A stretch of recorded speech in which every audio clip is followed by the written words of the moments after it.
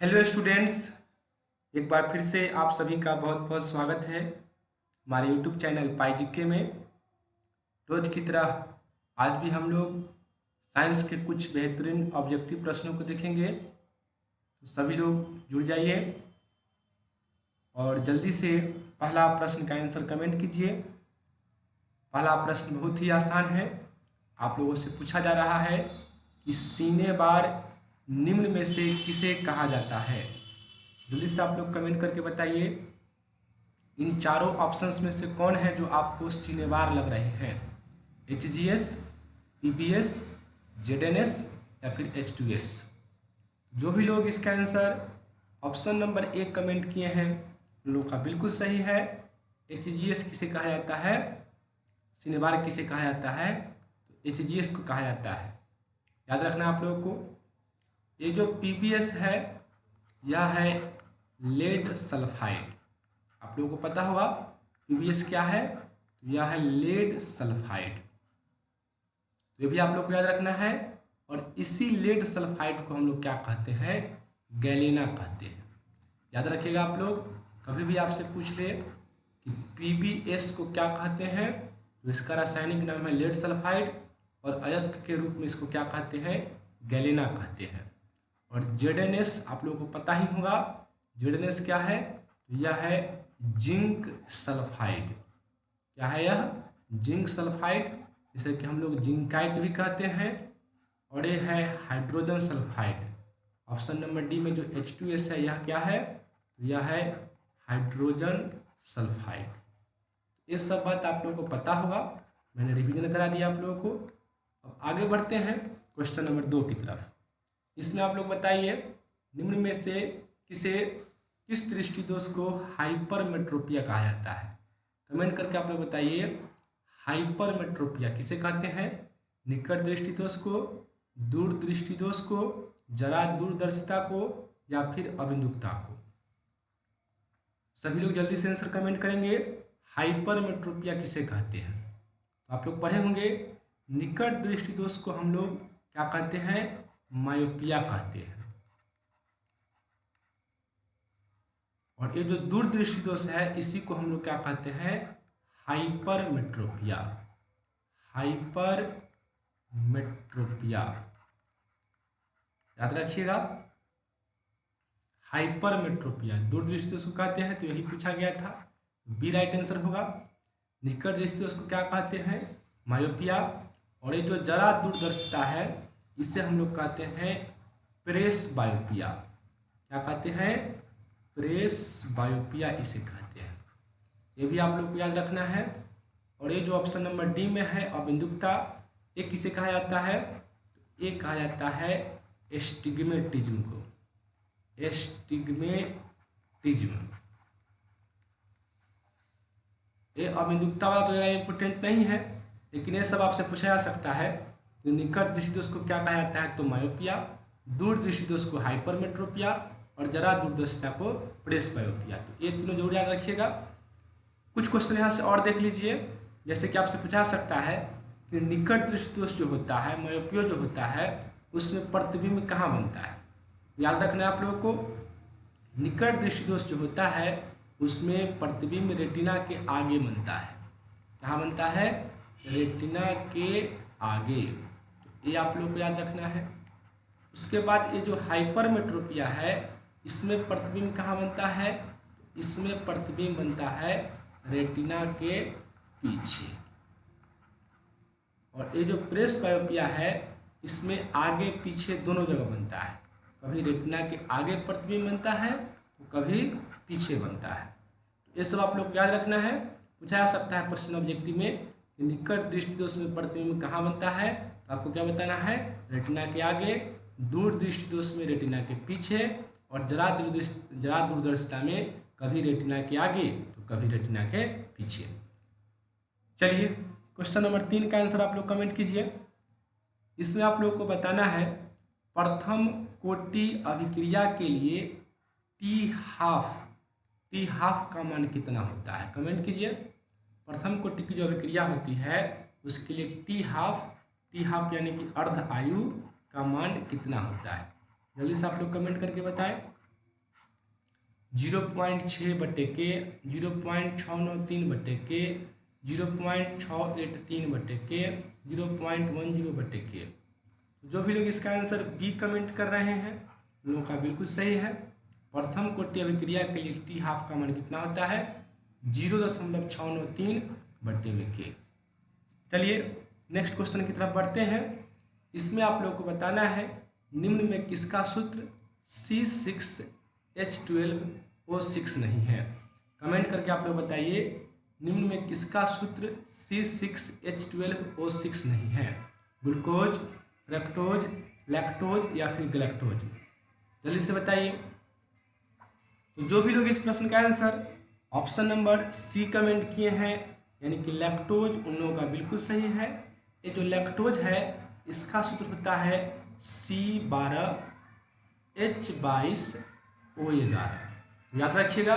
बाकी ये glucose, fructose और गैलेक्टोज, ये तीनों का सूत्र कितना होता है?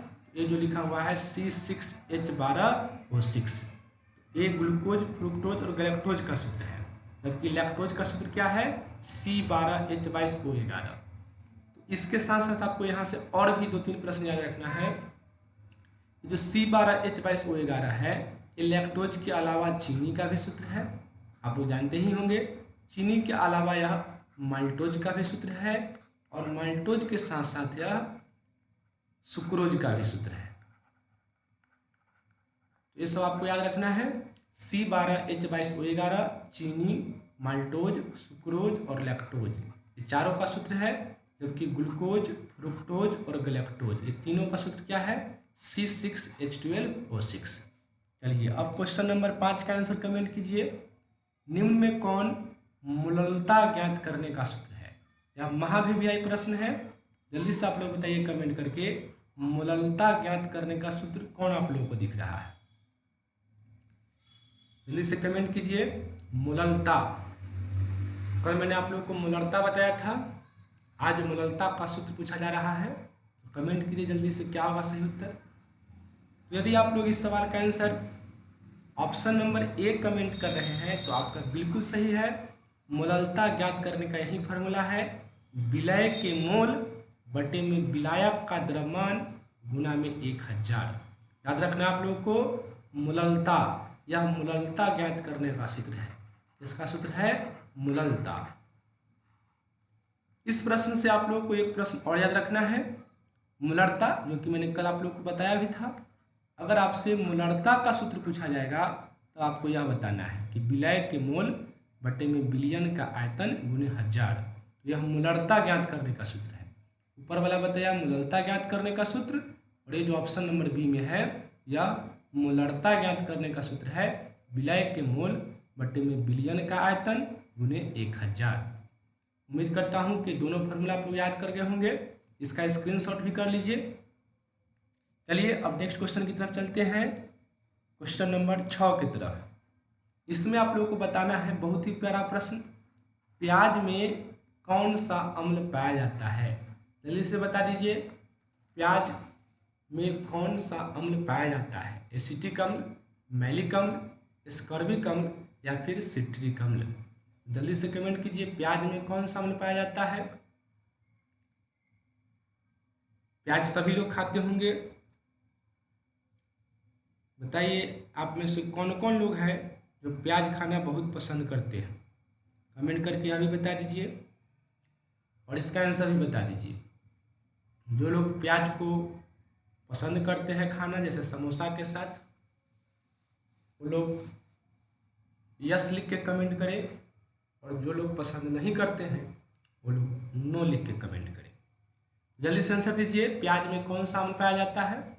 जो भी लोग इसका आंसर ऑप्शन नंबर सी दे रहे हैं यानी कि स्कॉर्बिक अम्ल दे रहे हैं, उनका बिल्कुल सही है।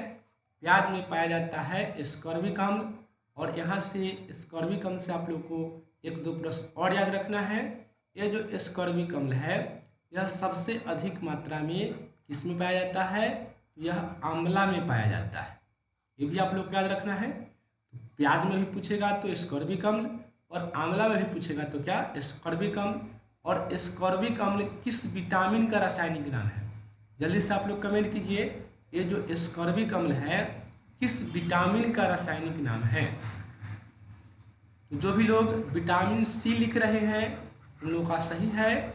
विटामिन सी का रासायनिक नाम क्या होता है? स्कर्विक अम्ल होता है, जो कि प्याज और आंवला में पाया जाता है। चलिए अब एसिटिक अम्ल की बात कर लेते हैं। एसिटिक अम्ल किस में पाया जाता है? जल्दी से आप लोग बताइए। एसिटिक अम्ल जो होता है वह किस में पाया जाता है? तो सिरका में पाया जाता है। यह किस में पाया जाता है? सिरका में। मैलिक अम्ल किस में पाया जाता है? तो यह पाया जाता है सेब में, यानी कि एप्पल में।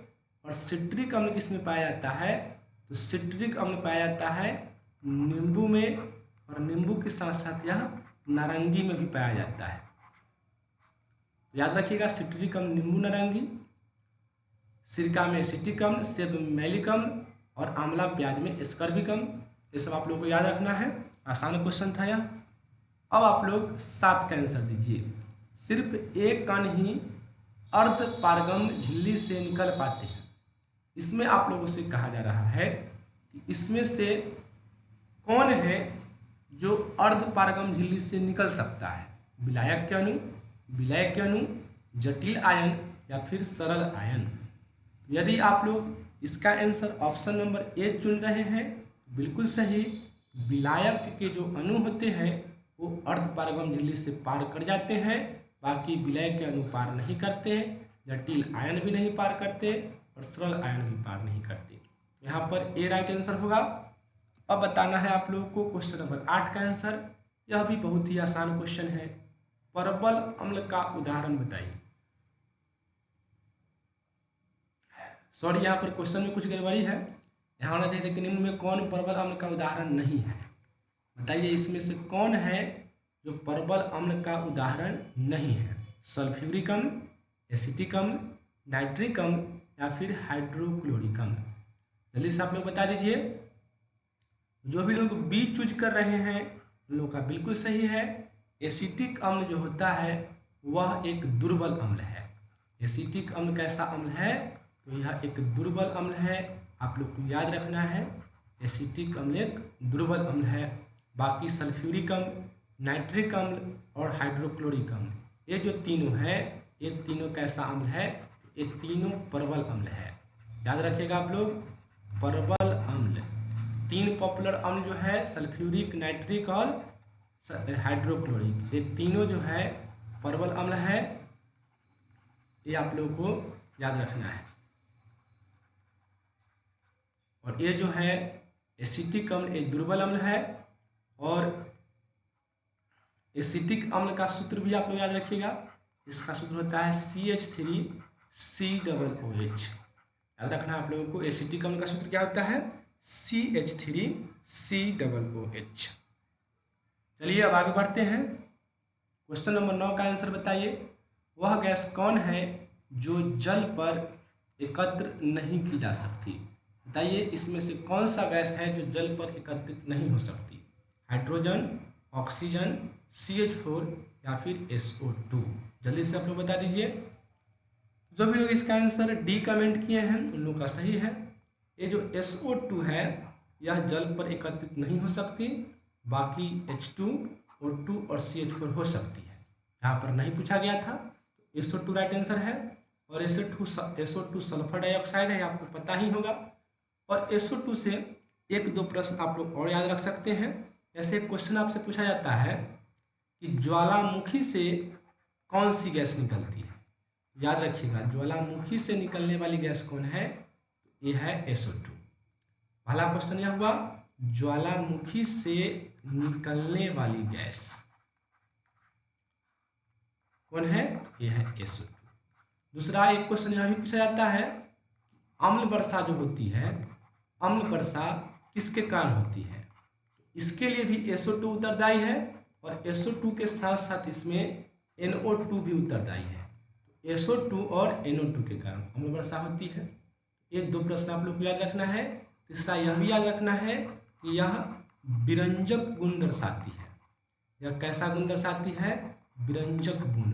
पूछा जाएगा आपसे क्वेश्चन कि वह कौन सी गैस है जो विरंजक गुण दर्शाती है?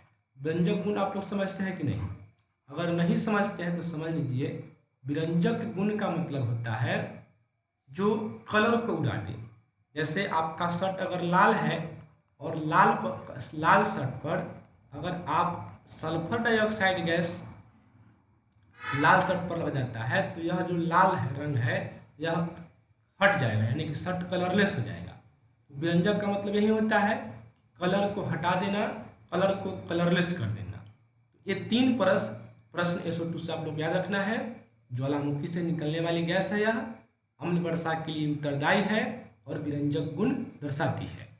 चलिए अब 10 नंबर क्वेश्चन का आंसर दीजिए। बहुत ही आसान क्वेश्चन, सभी लोगों को पता होगा कि भारी जल किसे कहते हैं। जल्दी बता दीजिए भारी जल किसे कहते हैं। जो भी लोग इसका आंसर बी कमेंट किए हैं उन लोग का सही है। D2O को हम लोग क्या कहते हैं, भारी जल कहते हैं। याद रखना आप लोगों को, D2O को क्या कहा जाता है, भारी जल। इंपॉर्टेंट क्वेश्चन है यह। भारी जल से कुछ प्रश्न देख लीजिए। जैसे कि अगर आपसे पूछा जाएगा कि भारी जल के खोजकर्ता कौन है, यानी कि इसका खोज कौन किया, तो याद रखिएगा भारी जल की खोज यूरे तथा वाशबर्न, ये दो वैज्ञानिक हैं, यूरे और वाशबर्न। इन दोनों को भारी जल का खोजकर्ता माना जाता है। 1932 ईस्वी में इन दोनों ने मिलकर भारी जल की खोज की थी। एक क्वेश्चन यह है। दूसरा कि भारी जल का अणुभार आपसे पूछा जा सकता है कि भारी जल का अणुभार जो होता है वह कितना होता है। ये भी आप लोग को याद रखना है, भारी जल का अणुभार कितना होता है, 20 होता है। कैसे होता है ये समझ लीजिए। ये है D2O, ये जो D है यह ड्यूटेरियम है, और ड्यूटेरियम क्या है, तो यह हाइड्रोजन का एक समस्थानिक है। ड्यूटेरियम क्या है, हाइड्रोजन का एक समस्थानिक। और ऑक्सीजन तो आप समझते ही हैं। तो ऑक्सीजन का जो द्रव्यमान होता है वह कितना होता है, आपको पता होगा 16 होता है, परमाणु संख्या 8 और द्रव्यमान 16। और ये D2 है, इसमें जो ये D है हाइड्रोजन के ये दूसरा समस्थानिक है, और इसका जो भार होता है वह 2 होता है।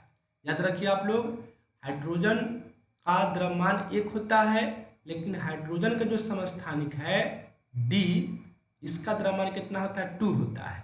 और देखिए इसमें 2 परमाणु है, तो इस 2 में 2 से मल्टीप्लाई कीजिएगा तो क्या हो जाएगा, 4। तो बस 4 और 16 को जोड़ दीजिए, 20 हो जाएगा। यही क्या निकला, D2O का अणुभार, यह 20 होता है। ये भी आप लोग को याद रखना है। और आप लोग कमेंट करके बताइए कि H2O का अणुभार कितना होता है। जल्दी से आप लोग कमेंट कीजिए। साधारण जल जो है H2O, इसका अणुभार कितना होता है, इसका अणुभार 18 होता है।